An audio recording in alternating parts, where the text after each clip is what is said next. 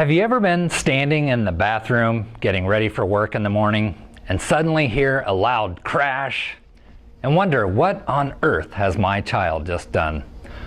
Or you're in a different room and hear the toilet flush followed by, uh-oh.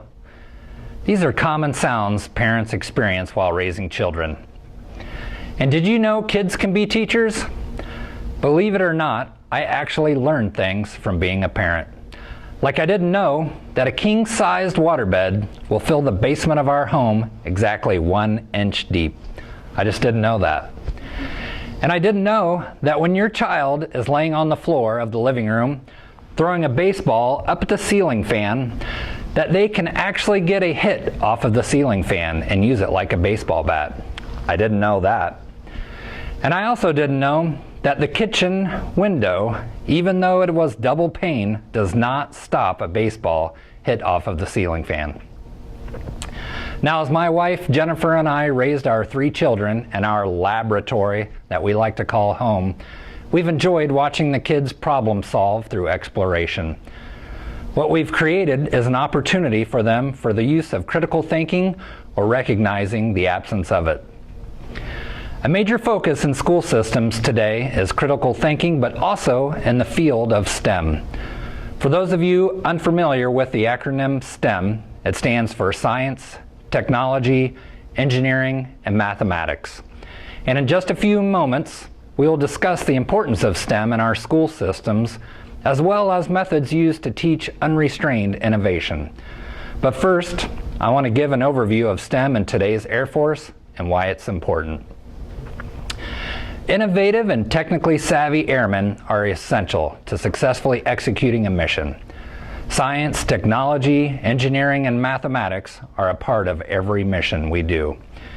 And we as the Air Force will support the joint mission by assuring technically superior warfighting capabilities through attracting, recruiting, developing, and retaining a world-class workforce of innovators. Our ability to network information from multiple intelligence, surveillance, and reconnaissance sources, including platforms, sensors, people, and databases, enables our success and reflects our innovative application of cutting-edge technology. The Air Force is a significant contributor to our nation's strategy to establish greater economic and military security by educating and producing more scientists, engineers, and innovators. But being the world's greatest air power is not a birthright. We have some significant workforce challenges ahead that we will need to overcome. For one, we're facing a declining homegrown talent from our U.S. educational system, and we're also competing worldwide for STEM talent. The success of the Air Force will depend on our continued innovation and technical excellence. Never before in our history have we depended more heavily on the application of technology to fly, fight, and win in air, space, and cyberspace. The future holds new technologies. Technologies such as directed energy, cyber warfare, autonomous systems, and robotics. Our need for the world's best scientists, technologists, engineers, and mathematicians will continue to increase, and we rely on the dedication and discipline of all airmen to be innovators and to be technically minded.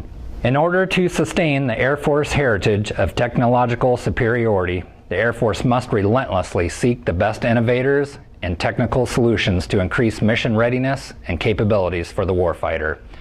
Innovative and technically savvy airmen are our most important asset.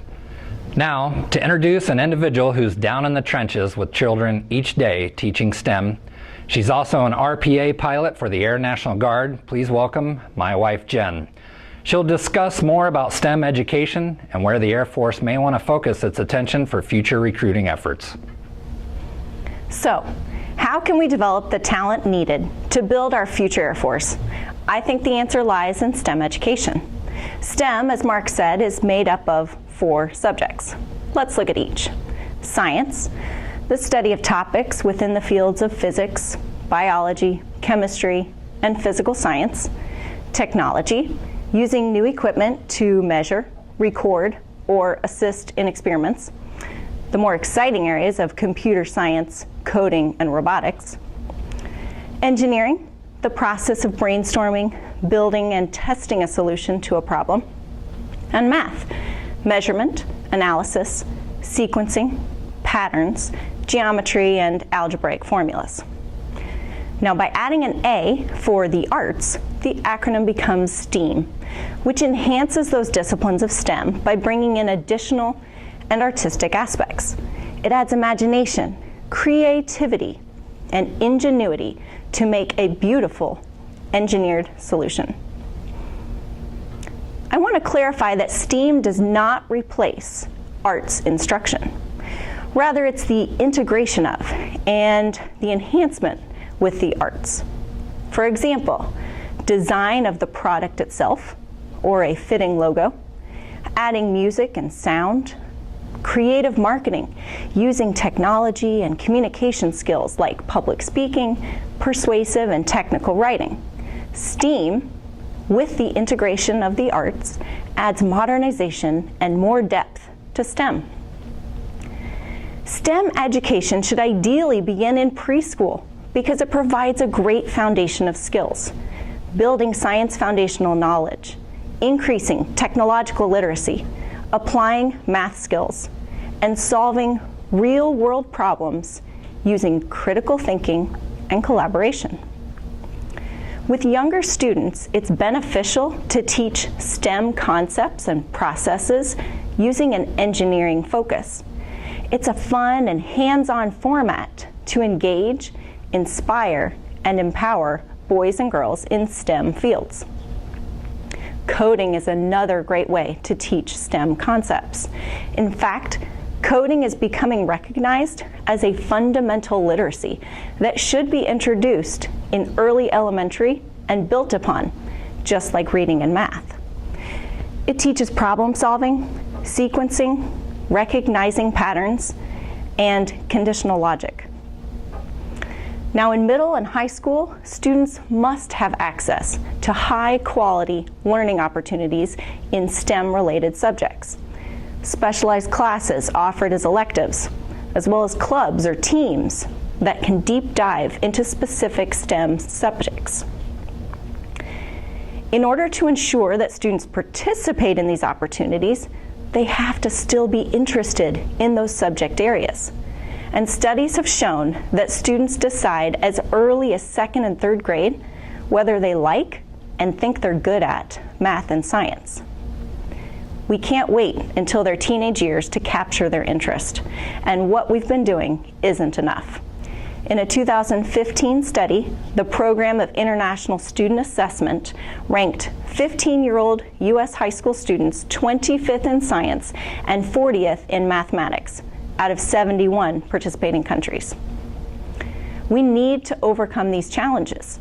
As an elementary teacher, my goal is to build excitement and confidence in and around the fields of science, technology, engineering, and math. To help students see that facing challenges is fun instead of intimidating. To coach and guide them through the difficulties of teamwork and facing frustration. To help them see that failure is a good thing, a learning opportunity, not an endpoint. To show both boys and girls that STEM can be fun and can lead to great careers. Now, as teachers, parents, neighbors, and military officers in the community, we are role models and mentors. And we need to encourage that curiosity and love of learning that our kids inherently have. So maybe next time we hear, "uh-oh," from the other room, or find ourselves cleaning up an epic mess, we help our kids figure out the science that comes from this new discovery. Better yet, we encourage the kids to experiment and make messes with us next time. We can help young kids develop critical thinking, positive mindsets, perseverance, and a love of learning to establish a generation of potential recruits for STEM careers both in and out of the military. As America's Air Force, we must do a better job of engaging with these students to secure our future force. It's time we set our priorities to confront these challenges for the continued success of our Air Force and the security of our great nation.